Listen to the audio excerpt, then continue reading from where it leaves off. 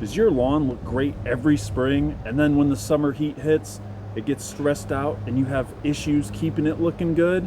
Well, if so, I'm going to show you 5 easy hacks in this video that's going to make your lawn survive and thrive in the summer. So stay tuned.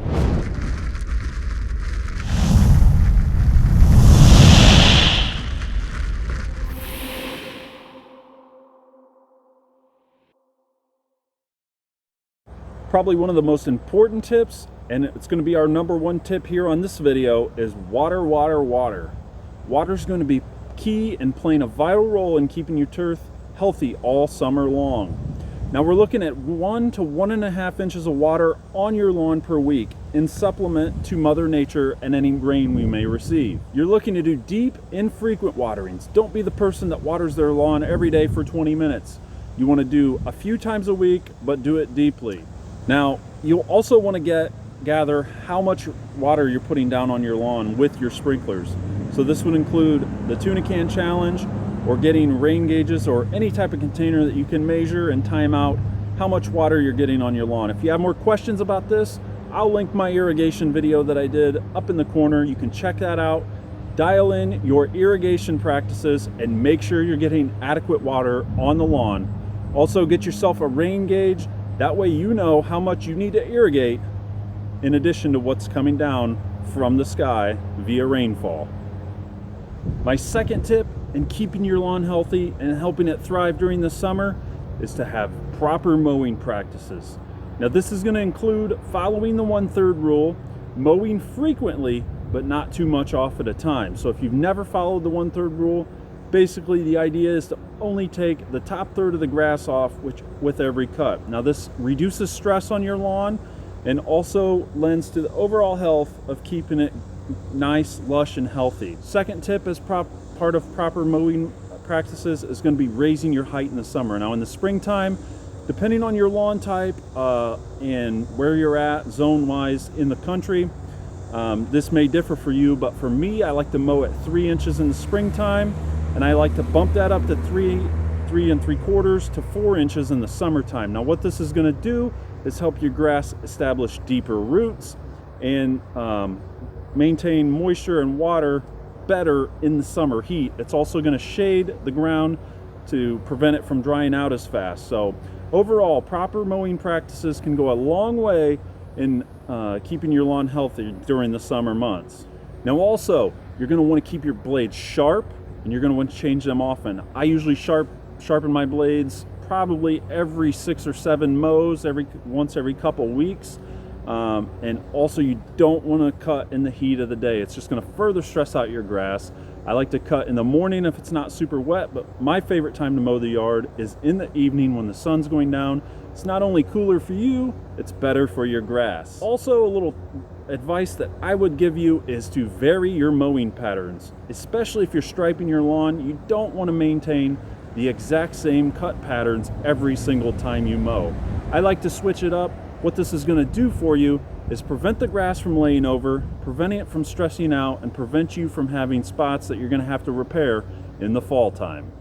Tip number 3 is going to be focusing on your soil during the summer, not getting your grass to grow.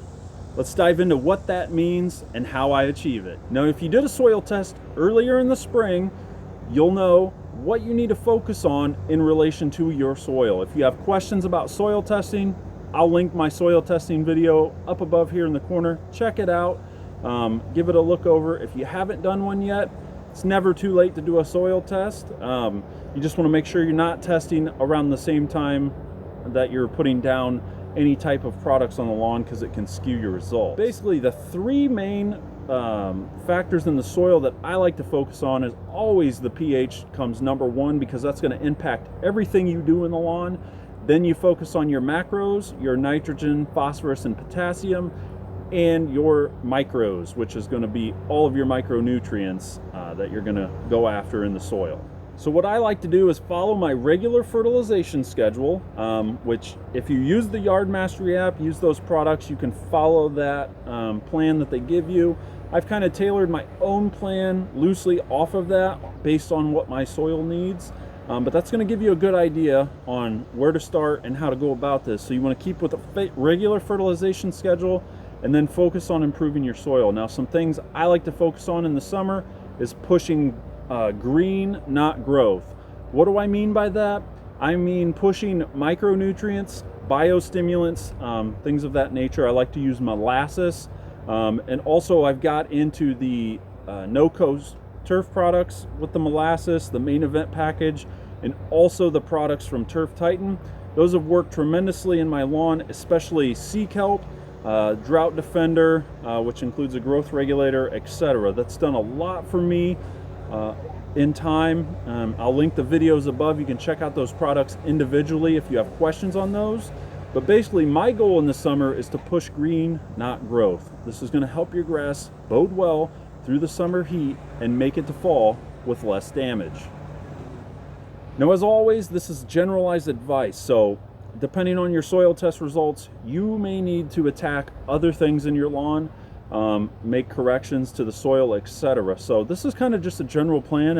If your soil test looks good, your pH is in order, kind of just follow this generalized plan of following your fertilization schedule and pushing green, not growth, and that will help you through the summer months. But like I said, if you need to vary from that, always vary depending on what your needs are in your soil. Tip number 4 is keeping fungus away from your lawn. Now, what do I mean by keeping fungus away from your lawn? I would say fungus is one of the most overlooked things in lawn care from the DIY community that I've seen. I personally fell victim to this. I always wondered why my lawn wasn't green like everybody else's. Come to find out, every year I'd suffer from fungus. The grass would die off in the summer and I'd have to reseed in the fall. So a good preventative fungicide program is going to bode you well over the summer from preventing damage. Now, if you have questions on fungicides, I'll link a couple videos up in the corner. Check those out. But it's a good treatment plan on a preventative basis to keep fungus away. Now, if you're already suffering from fungus, these same products will work great from a curative standpoint and getting rid of the fungus. Now, this year I dealt with fungus in the spring. I had to follow a curative treatment plan with these fungicides, and now my grass is looking great. This is honestly the best I've ever had my grass looking in August since I've lived in this house, and I've been here for 10 years. So I will say fungus can decimate your lawn, and it's my 4th tip on keeping that fungus at bay to keep your lawn healthy during the summer. Now, my 5th and final tip to keep your grass thriving in the summer months is to lay off the heavy striping kits and mower attachments that you may have. I see a lot of people using stripers, whether it be on the backs of their mowers, etc. Now, if you're adding striping kits to your mower and it's hot and dry out and you're trying to keep up with irrigation and you're rolling a heavy striping kit across that grass in the summer heat, it's going to stress it out even more, which could lead to damage and issues. So always when we get hot and dry in the summer, I take my striping kit off to eliminate stressing out the grass. Now, if we're getting rain and everything's good, I'll throw it back on to stripe, but just go with the mower during this stress period and you can get back to striping in the fall time when the heat dies off and your grass starts thriving again. Now, also, you may have noticed in the past I've posted videos about a turf rake that I had for my Time Master. Now, I did modify this and I did take it off about a month or 2 ago when we started to get into the stress period because it was just tearing up the grass. And I made some modifications to this. If you want to check that out, check out the video overview of what I did on them. There's 2 videos, but overall, this is great, especially if you're mowing high and you have a Time Master or something similar. I made modifications, kind of shorten things up. It does a great job of lifting up the grass, getting me an even cut, and preventing stuff from just laying over in the summer heat and stressing it out, not cutting. So this, I found, for me personally, has worked fantastic in the summer heat to keep my grass green and healthy. So I'm here to say, you don't have to be a turf professional if you want to achieve a healthy, lush lawn in the summer heat. You just need the right products, you need the work ethic, and you just need to get out and do it. Now, if you follow these 5 tips that I went over in this video, you can achieve great results as well. So if you found this content helpful, please give me a thumbs up, hit the subscribe button if you want to check out future videos on the channel, and I'll see you next time out in the lawn.